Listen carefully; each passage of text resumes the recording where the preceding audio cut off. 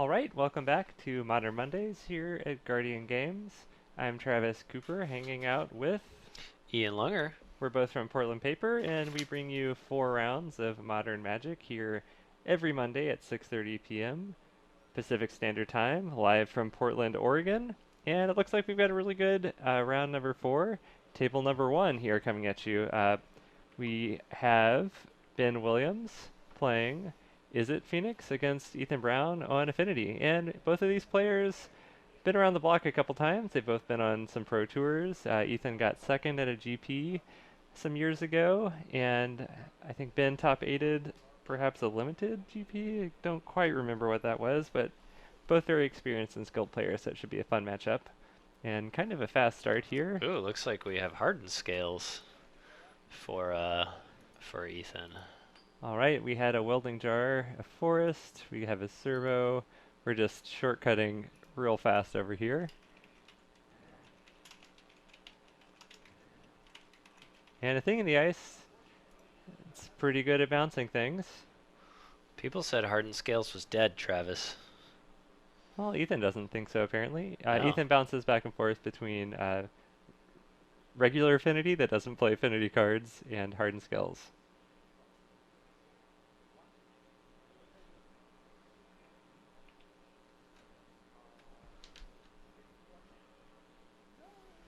And we get a Oh, spatial contortion on wow. that thing in the ice.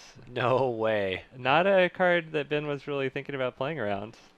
Yeah, clearly caught Ben completely by surprise there. He 100%, and I do not blame him at all.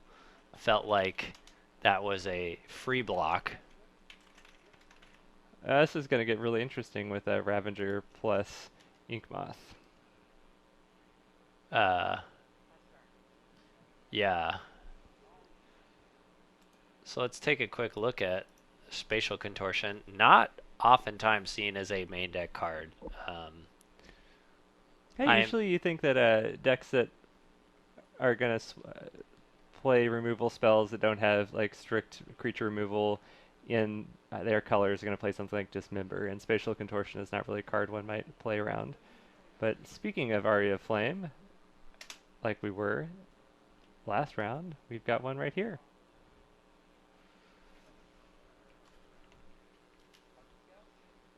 Oh boy, things are going to get crazy. This is gonna get bad real fast. If Ethan has the, yeah, yeah, this gets ugly real fast for Ben. Um, Ethan basically has all of the elements that he needs here to win next turn.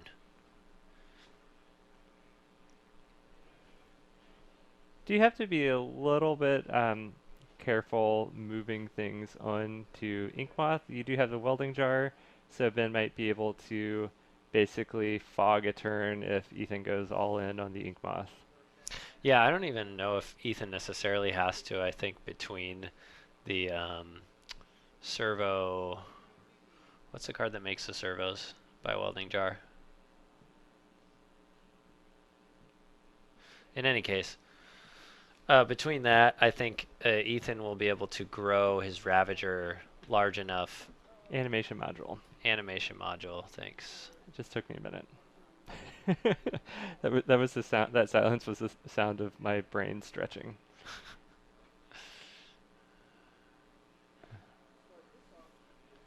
Manamorphose. And that should trigger the Aria here. Ben says, "I want some counters too." You gotta trigger that Aria, Ben. Gotta do it before you draw. Alright. So we are... We're just gonna assume Ben's triggering these. Okay. Ethan should be at 26. Huh. Okay. Maybe Ben is verbalizing. Had verbalized everything.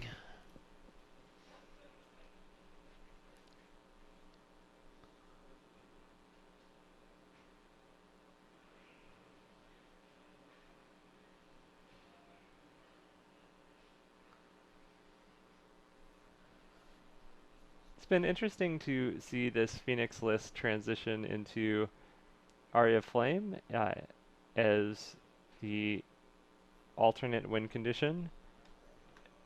which Arya has the ability to not really care about graveyard interaction. Comes down a turn later than most of the other threats that Izzet Phoenix plays, but when you're cantripping through your deck with Manamorphose, Ops, and Serum Visions, you can get up to that 8 spell count pretty quickly. Wow. So I actually think it's possible for Ben to just win here, as he has a Lava Dart left in hand, which he can cast and then flash it back, and the Arya finishes Ethan off. That's insane. Wow. That's a very frustrating one for Ethan to lose here. I think he had a very strong hand.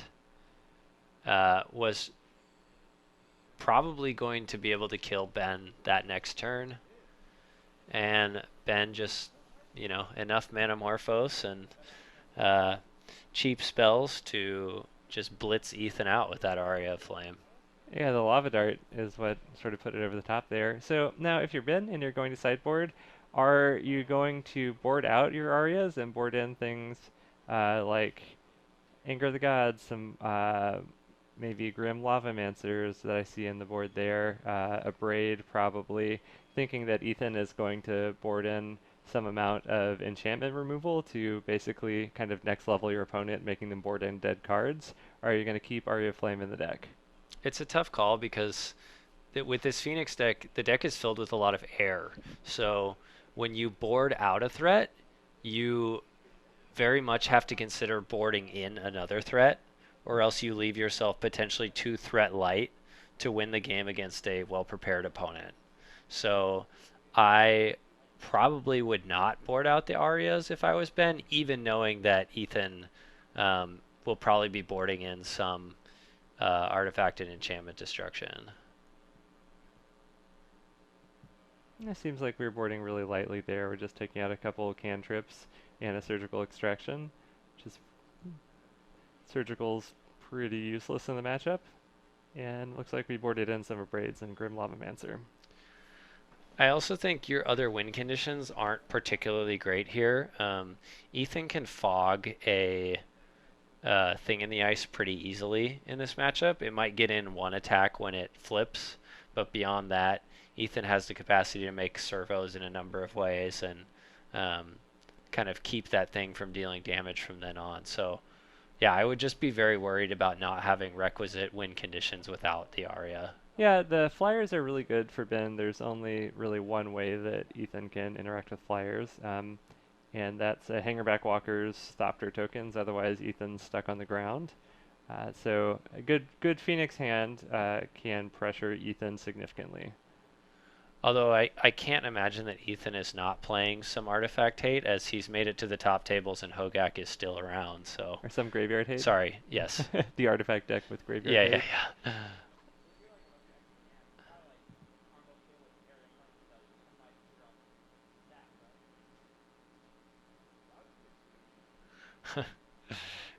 Ethan noting that you could, with enough mana, you could combo with the gain life trigger of Aria of Flame on the stack. Well, that is what someone in our chat wanted to see. Oh, sorry, chat. I feel like that might be more realistic in a deck like Storm, where you're playing some rituals. But I could definitely see Storm doing that. Possibly. His Storm, it's tough to do because a lot of the cantrips played are not instant speed. So you would really have to have a, all instant hand almost. And once you get Arya big enough, it's almost trivial to deal. Like it's the first bits of damage that cost the most for the lowest output of damage. Whereas when you're looking at those basically last two spell casts, it's the difference between, in some cases, like once you get to that seventh counter, that's just one lightning bolt worth of cast to deal the 10 damage that was gained from Arya at that point. I was just thinking funsies. Well, But I it's put my true. big boy brain hat on. I was thinking through lines. Looks like Ben gonna take the mulligan there.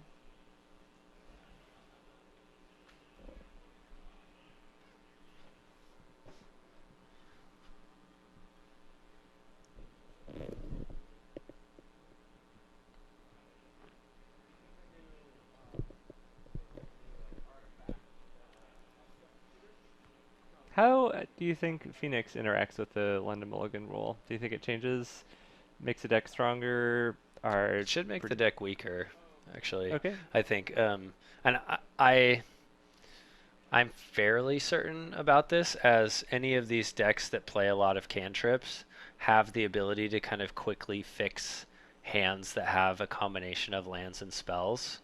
Um, Phoenix does have the ability to kind of have some combo-based broken starts, so I think that maybe is not as true with Phoenix. Like I think the London Mulligan rule can give you some very very strong openers.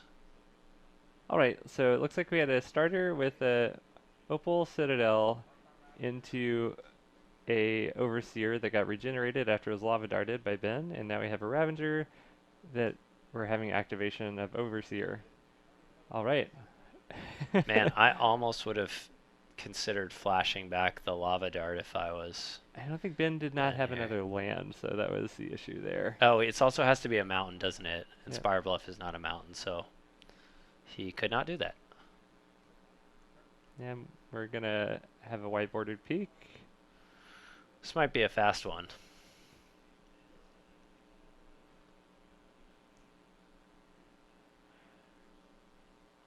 Yeah, it's a Scalding Tarn at least. All right. Got a Lightning Bolt hanging out in the hand.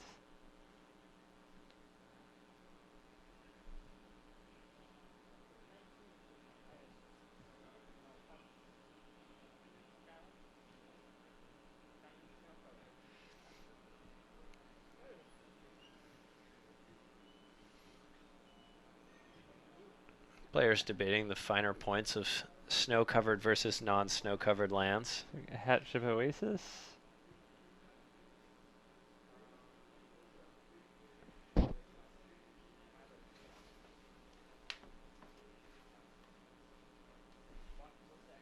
And a Walking Ballista, and X equals 2. Oh boy.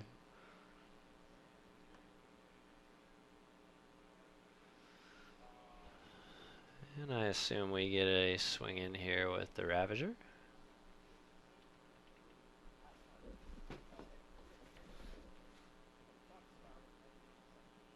And we get an in-step Thought Scour by And Ben Ben. hits the Phoenix.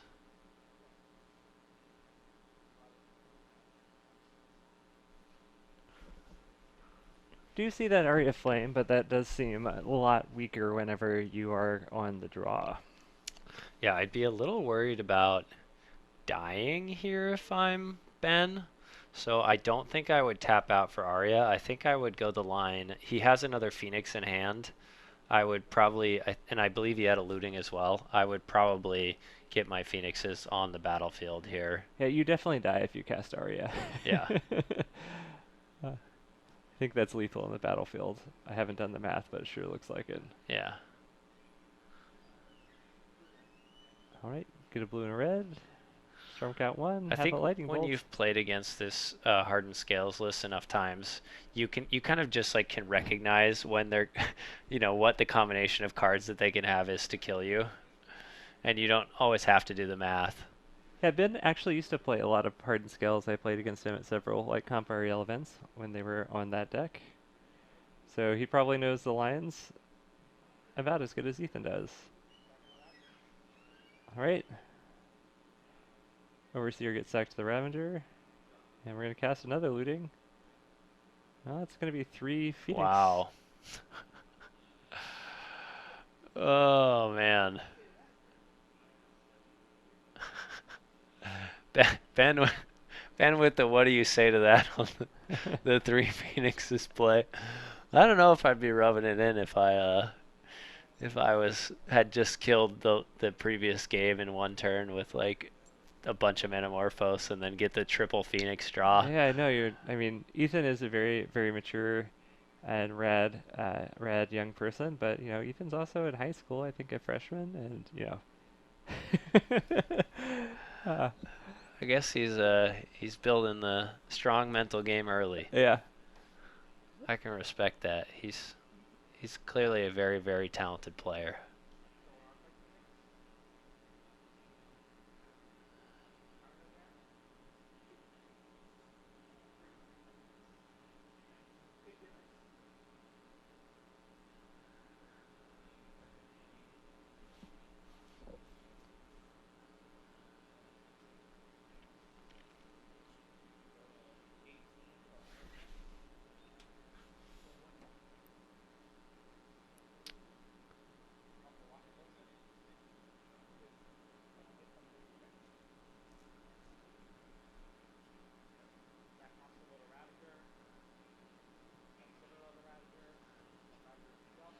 Interesting.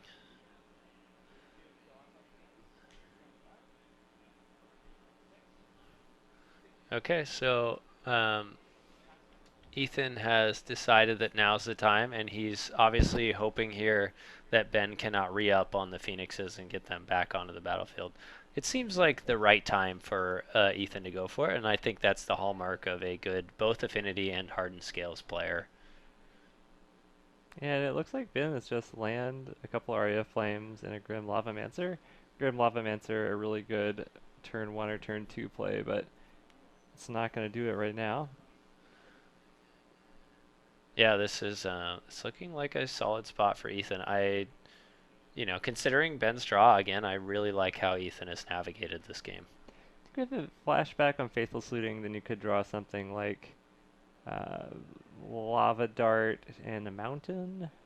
Yeah, you have to hit that mountain as or a land that can fetch mountain.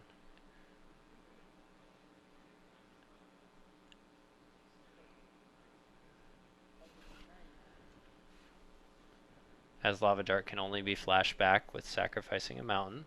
And I think we're just going to get a Grim Lavamancer used to eat a counter from a Walking Ballista.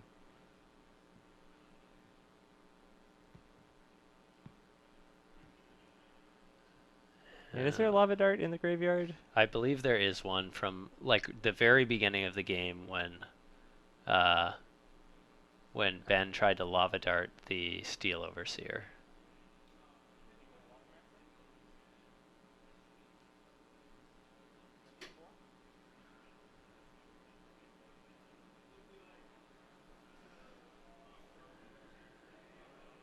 Ben thinking here. I can't imagine he's got.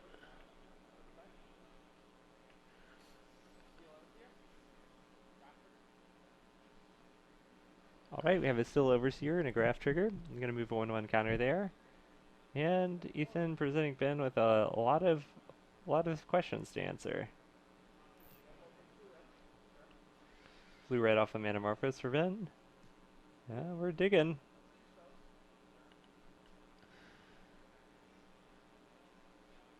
Yeah, so Ben's line, he's got to get back the Phoenixes. And has to kill this, He has to kill the Overseer or the Ballista. and hope that Ethan. Ooh, so this is interesting because if Ethan lets this resolve, he can only remove one counter from this Ballista to deal damage to Ben. But I feel like you have to. Ben can Lava Dart it too. Yes. That's.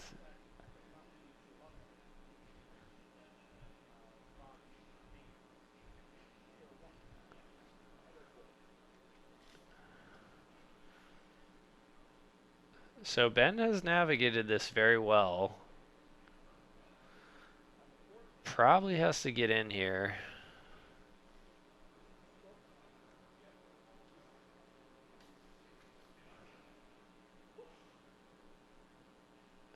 Hash up Oasis.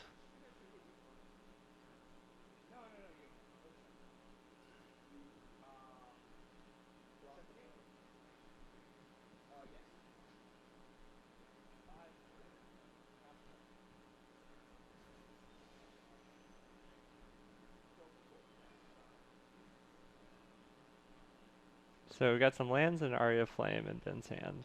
I kind of would have liked if I was Ethan just throwing the throwing the ballista at Ben. at that point. Yeah, I don't know. What do you knowing that the lava dart's in the graveyard? Yeah, I'm thinking maybe he didn't see the lava dart. I Yeah, I think you're right. If you knew about the lava dart, I think that is the right play.